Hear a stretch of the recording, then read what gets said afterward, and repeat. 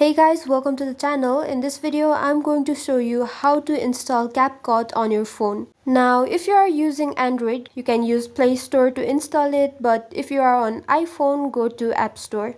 I'll show you how. Let's get started. Open Play Store on your phone, then tap on this search icon at the top of the screen, right here.